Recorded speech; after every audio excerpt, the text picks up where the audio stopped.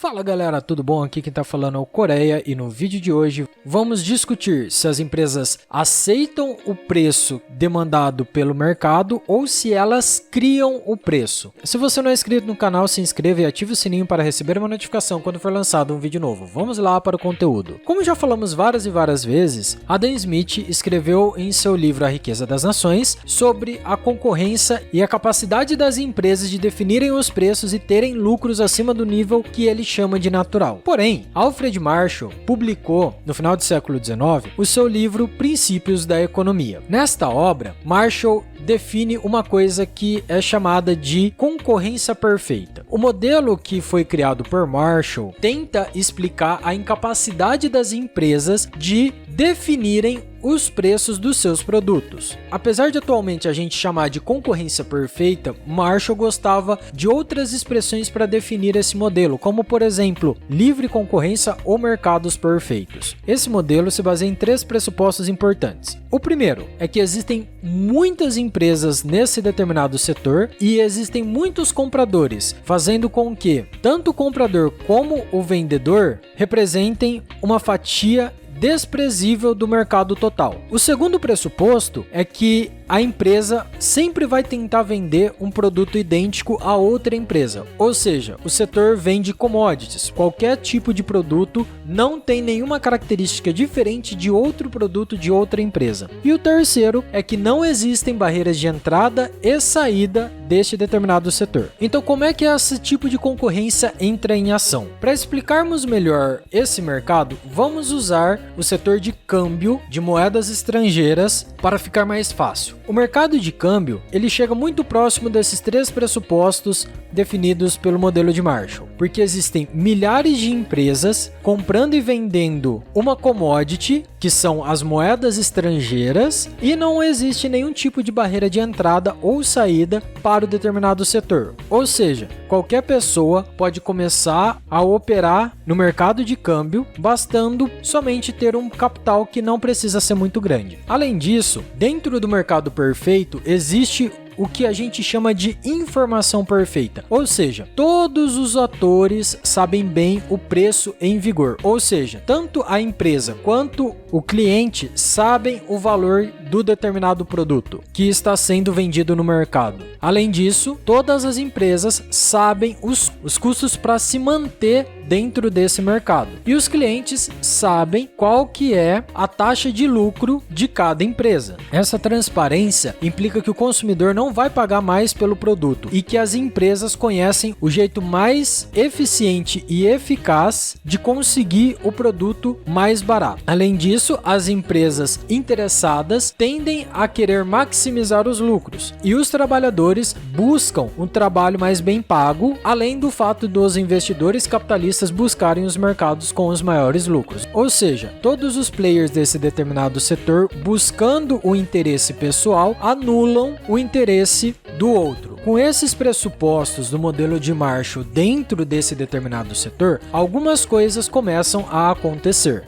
A primeira coisa que acontece, e a mais importante, é que nenhuma empresa consegue definir um determinado preço para o seu produto. Ou seja, ela é obrigada a vender o seu produto pelo preço que está no mercado. Isso acontece porque todos os seus concorrentes estão vendendo o mesmo produto ao preço definido no mercado. Então ela não conseguirá vender o preço acima do valor do mercado, porque não haverá nenhum cliente que estará disposto a pagar mais por um produto que ele conseguirá comprar em outro lugar por um preço mais barato. Desse modo, o preço de mercado é definido pela interação coletiva de todas as empresas e todos os consumidores, e cada empresa deve aceitar o preço de venda do produto. Sendo assim, elas devem acatar ao preço e não defini-lo, como muitos esperam. Um outro exemplo que podemos utilizar devido ao produto ser uma commodity é qualquer produto do agronegócio. Vamos pegar, por exemplo, a soja. Vamos imaginar que nesse setor da agricultura, da venda de soja, o preço de cada saca seja de R$100 e o custo de produção seja de R$80. Os produtores podem vender por um preço menor do que R$100, mas o que acontece? Eles não teriam vantagem nenhuma nisso, porque o preço mais barato não atrai uma procura maior, porque como a sua parte é uma parte ínfima do mercado mundial,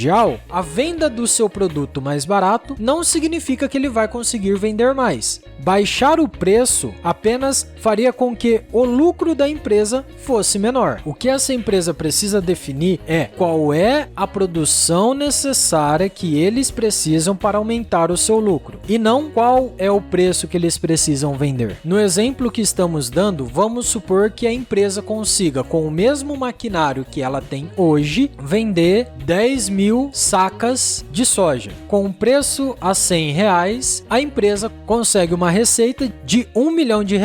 Como o preço de produção da saca é de R$80, o seu lucro seria de R$200 mil. Esse é o exemplo perfeito que os economistas clássicos como David Ricardo descrevem como o preço de mercado afastando-se do preço natural. Porém, em um mercado de concorrência perfeita, os lucros não são tão altos assim. Tanto Ricardo quanto Smith sabiam que os efeitos de um preço bem acima do exigido para cobrir os custos do mercado competitivo iriam atrair cada vez mais novas pessoas para este mercado. No mercado do agronegócio é fácil perceber isso, porque alguém que produz cevada ou produz trigo, vendo que a soja está dando quase 20% de lucro, vai simplesmente começar a plantar soja ao invés de plantar trigo ou cevada. Com muito mais oferta de produto no mercado, a tendência é que o preço tenda a diminuir caso entrem muito mais novas empresas no setor de soja. Entretanto, quando os pressupostos que embasam a concorrência perfeita são violados, as empresas conseguem ter lucros enormes no longo prazo. Isso acontece muito, principalmente no setor de tecnologia, onde os lucros excedentes não são afastados pela concorrência, porque existem barreiras muito grandes de entrada, que é devido à inovação e à própria tecnologia. A forma mais extrema da violação da concorrência perfeita são os monopólios. Isso porque o monopolista cobra um preço mais alto e produz menos do que produziria um mercado de concorrência perfeita. Por isso que todos os economistas acreditam que os mercados de concorrência perfeita são muito mais benéficos à sociedade do que os mercados monopolizados. Apesar dos exemplos que a gente deu neste episódio, nenhum mercado é perfeito. Na verdade, tanto o mercado de câmbio quanto da agricultura, a teoria da concorrência perfeita não é muito boa, pois existem grandes empresas que podem influir no preço, além do fato, logicamente, dos governos poderem manipular esses mercados a seu bel prazer. As pessoas que defendem a concorrência perfeita dizem que o modelo ele representa uma forma teórica, uma forma ideal da estrutura de mercado, e esse modelo é útil para entender o comportamento das empresas, mesmo que não existam setores que atendem todos os requisitos. Além disso, existe uma crítica muito mais forte nesse modelo de Marshall, que se baseia no fato de que as empresas fazem produtos idênticos e reagem passivamente aos preços e aceitam que terão os lucros normais. Porém, Smith diz que as empresas sempre tentarão fazer produtos diferentes e melhores do que os dos concorrentes, e que elas tentarão vender por um preço mais alto, introduzindo sempre novas tecnologias para reduzir os custos e aumentar os lucros de modo compatível, além de tentar fazer um produto totalmente diferente do seu concorrente. E logicamente, no final do século XX, o economista Friedrich Hayek, que a concorrência é o processo dinâmico de descoberta em que os empresários buscam novas oportunidades no mundo em constante mudança, não uma cópia estéril de preços que é sugerida pelo modelo de Marshall. Por isso, em resumo, podemos definir que o modelo de Marshall explica como os mercados funcionariam caso fossem perfeitos, mostrando que as empresas não iriam definir o preço dos seus produtos, mas sim acatar o preço que é definido pelo mercado. E assim terminamos nosso vídeo de hoje. Falamos sobre o modelo de Alfred Marshall da concorrência perfeita e como ele é simplesmente um modelo teórico e não prático de como funciona a economia. Se você ficou com alguma dúvida, deixe sua pergunta aqui embaixo que farei o máximo que puder para conseguir respondê-la. Até o próximo vídeo e tchau!